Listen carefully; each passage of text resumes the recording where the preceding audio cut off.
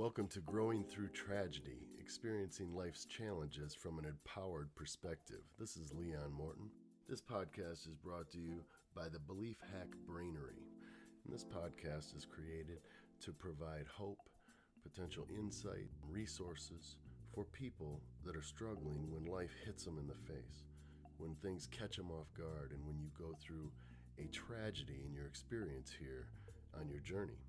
The podcast is going to start with my personal story of a very traumatic experience, an event that I went through, and had to kind of take my own medicine as a personal development coach and speaker and trainer.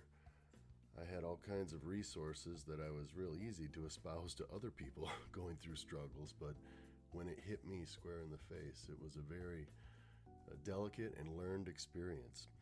I absolutely had to check my hubris at the door and really change my mindset into a position of observation, learning, and then action in some of the processes that I was familiar with and some that I was not, but able to help me have a different perspective as I went through this challenge, and ultimately to be able to come up with some very unique ways of approach, some coping skills that were very powerful, and processes of resources that I was able to reach out and embrace that really helped me in my struggle. I hope that this podcast becomes light for you and that it's an opportunity for you to maintain hope and to maintain a mindset that you can overcome and you will get through it, and that you have people around you. You have this resource for you that care, that love you, and want to see you succeed as you move through your journey. Episode 1 of a series, multi-episode series, Diary of a Suicide Loss Survivor. These are going to be excerpts from the upcoming book, and this is my story of a tragic loss in my life, and we'll just start right off with it. Episode 1, I give you Diary of a Suicide Loss Survivor. I'd like to start with a warning. Some of the language is going to be explicit and most definitely graphic in detail. That is not with the intent of frustrating anybody, and this may not be for everybody in regards to emotional stability, but this is actually what went down, and I wanted to be able to just address early on the onset that there should be taken some caution there with who might be listening.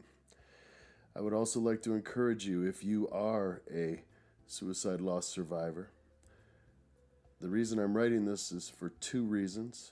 One is to potentially provide a perspective to some of those that have thought about suicide, but possibly haven't really thought the whole thing through in regards to the ripple effects and how broad it goes outside of that decision. I know that sounds cliche, but hopefully hearing it, a true story from someone's mouth, can bring a little bit more perspective and hopefully some different thoughts in that idea. And then if you are the loss survivor, I want to encourage you, you can get through this. I do understand how devastating and tragic it is. I understand the chaos of emotion. I understand the feelings that go all over the place like waves. The questions, the why, the how could this happen, all of those things, as difficult as they are. And I want to also encourage that you could potentially change your perspective and viewpoint to one that is in observing those dramatic emotional shifts and observing your emotions and observing your behavior, and just know that it's okay. There's no right in this space, and this is a tragic event. This is a very serious situation, and there is no right, but you will get through it. Again, seek professional care as soon as possible. There's no shame in getting help, and I hope that my story is an encouragement to you. I wanted to present this program personally, and so I didn't want to have any professional, some professional speaker or actor reading my notes and my diary notes because I don't want to lose in translation the nuances that can be lost between a text and actual conversation. So I want to make this as though it's a conversation with you, my friend. I apologize in advance if I get a little shook up at times or a little emotional. And you know what? Emotions are okay. When you go through something as difficult and as tragic as what a suicide loss is to a very close loved one, there is no right in that space, and emotions are emotions, and they're simply emotions, and they come and they go, and they come like waves. And it's been 4 years. I've been working on these notes and trying to compile them and to figure out how I wanted to get this out there to potentially help people. And even, I've been working on that for the last 2 years, and 4 years, it still affects me. It affects me every day. Some days are easier, obviously, than others. And obviously, when you're in a place of focusing on the event, that really brings back all kinds of memories and powerful references. And it's quite frankly incredible. It's incredible. But anyway, with that said, let's get on to it. Diary of a Suicide Loss Survivor.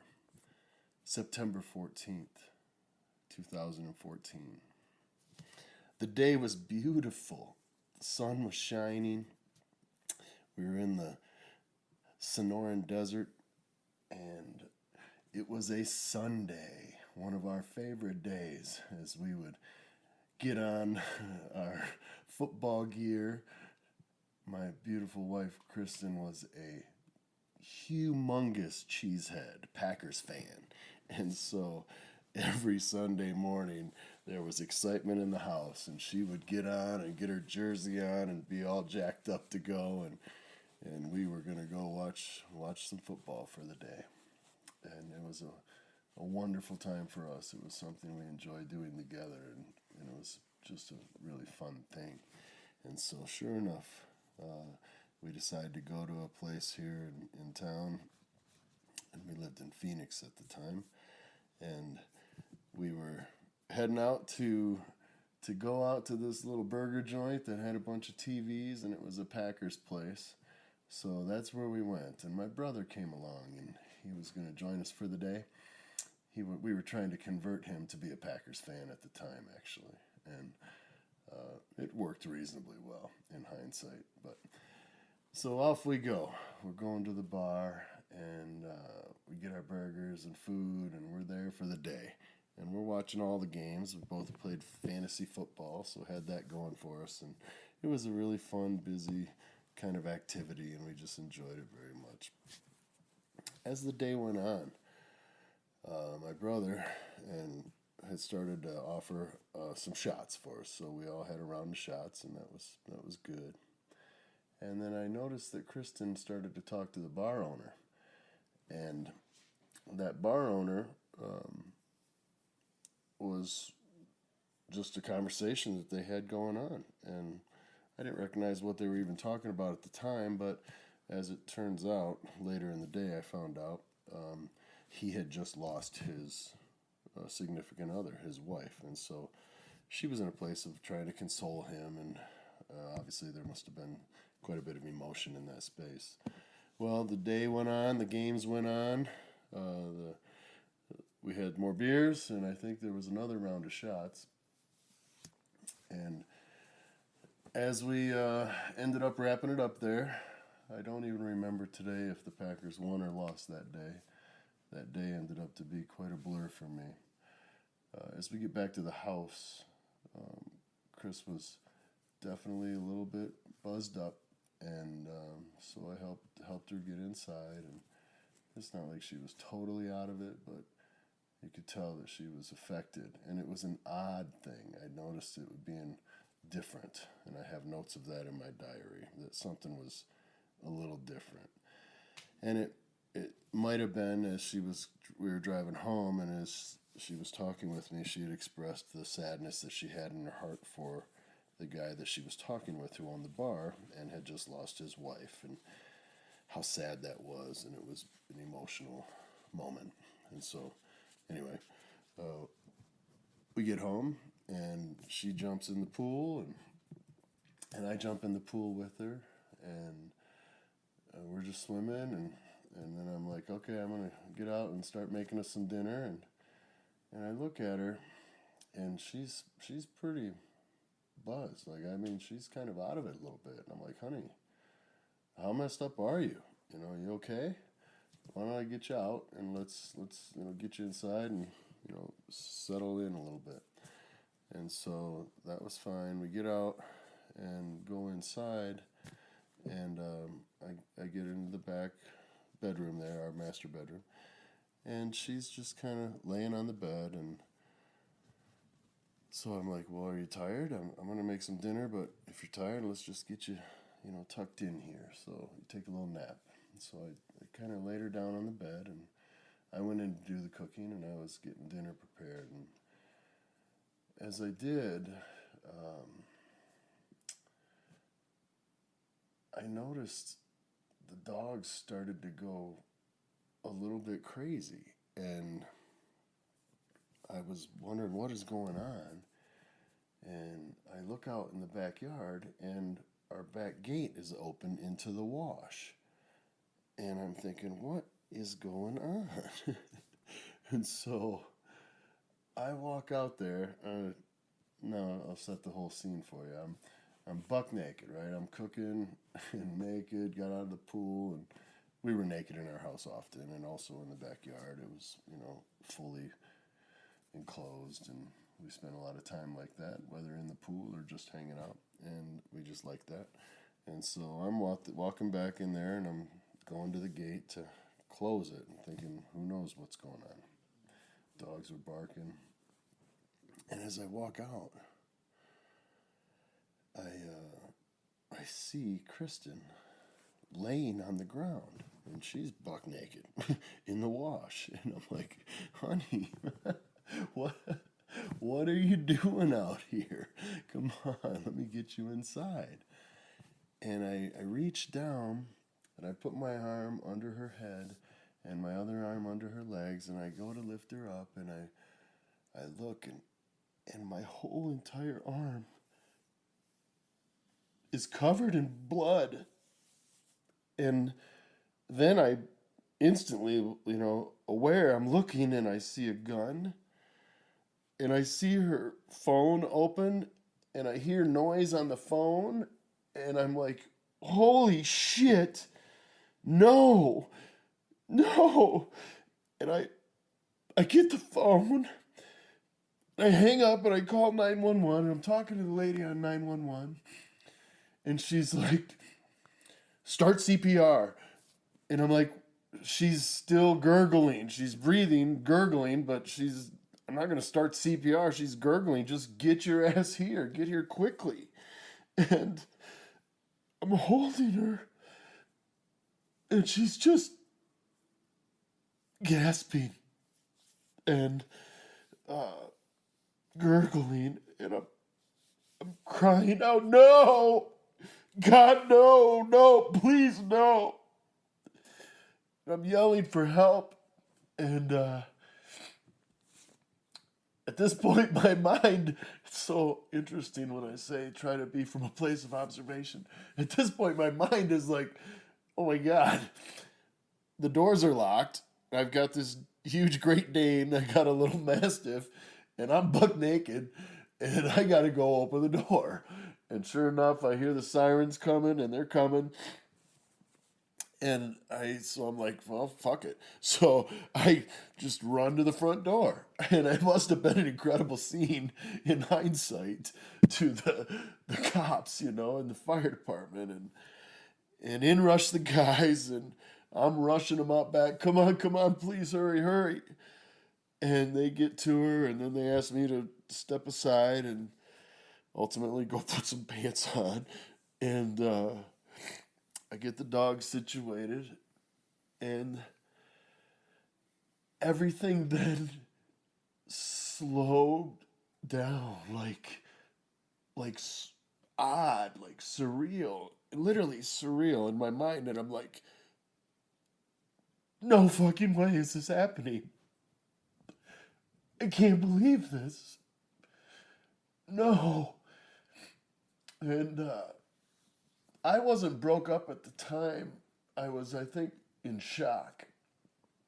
Because I wasn't crying. The reason I know this is because I remember specifically the moment I did break down. And that was when my son got to the house.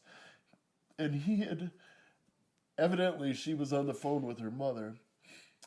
And when I hung up the phone to call 911, her mother called her sister, and her sister called my son. And so my son and his wife came to the house. And when they came in, cops everywhere, shit's going crazy. And when he came in, that's when I really broke down.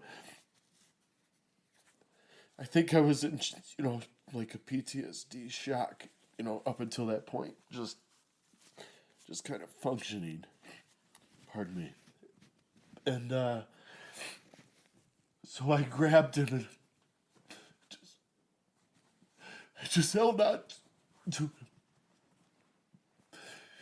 And it was getting really kind of shitty at that point. Stupid, because the ambulance had taken her away.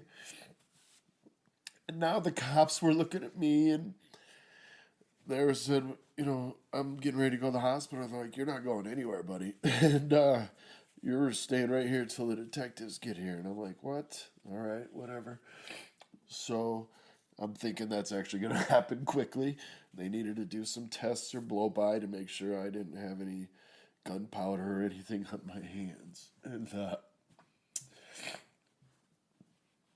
And so now we're just sitting there, and your mind goes apeshit in that place, like crazy.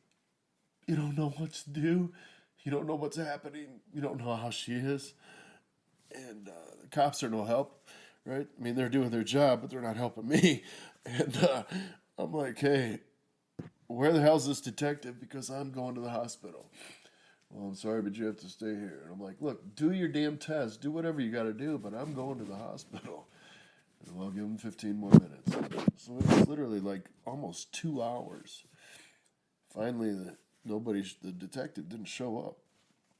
And I looked at the cops, and I'm like, guys, I'm going to the hospital. And they're like, yeah, you're good, man. Because I had told them what had happened, and they went back in the bedroom, and ultimately, she had left a note, which I never did read. My brother, who was a former police officer, came, and he was there working with them, and he got the note, read it to me after the fact. It was barely legible. Just something about how much she loved me and what a great husband I was to her. And all these things, right? So, he's like, I don't recommend that you have this. And I'm like, yeah, that's fine. I don't need it. So, after seeing that, the cops obviously were good with it. But I guess what had happened is she had taken some of her pills, and she had just recently gotten diagnosed with TMJ. And so the doctor gave her anti-anxiety medicine for that. And one of the side effects of the anti-anxiety medicine is suicidal tendencies. And I guess that, coupled with the alcohol from us partying watching the Packers that day, that was enough. That was just enough.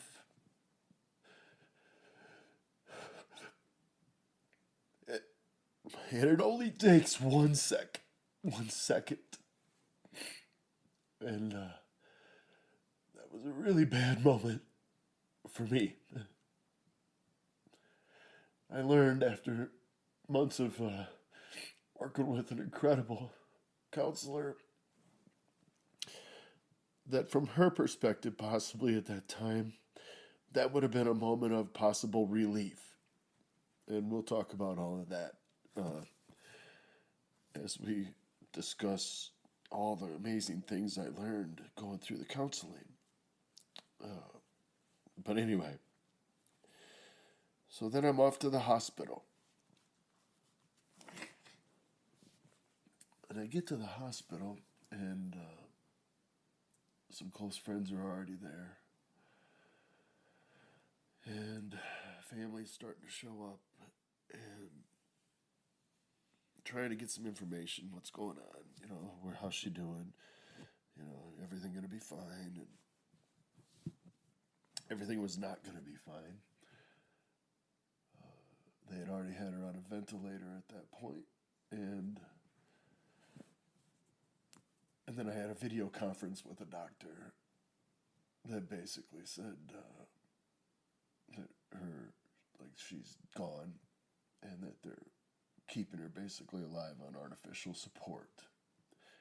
And they wanted to know what I wanted to do about that. And so I made the decision to wait another day because her family, siblings, and that were in the adjacent state. And they were going to make the trip over, and I wanted to make sure that they had an opportunity to say their goodbyes and all of that. At that point, she was already gone for me. I think I went in the room twice, maybe. And after that, I didn't want to go back in. Her head was the size of a basketball. Didn't look anything like my beautiful baby. And so I chose to not continue and support that image. And so I let everybody else, do that and go in and say their goodbyes and do whatever they're going to do. But at that point, she was already gone from me. And my life changed in an instant from that moment. Thank you for listening to the first episode of this series, Diary of a Suicide Loss Survivor. This podcast is brought to you by the Belief Hack Brainery. In the upcoming episodes, you will learn specific mental strategies and specific tools to implement to help cope in a tragedy of this sort. Many of these techniques are able to be used in a broad variety of life's situations and challenges, and we encourage you to utilize them wherever you see fit, where it can be helpful to you. If you are in a current situation of emergency or tragedy or deep loss and you're struggling, we encourage you to get professional help right away. Growing through tragedy, experiencing life's challenges from an empowered perspective, brought to you by the Belief Hack Brainery, and we'll talk to you on the next episode.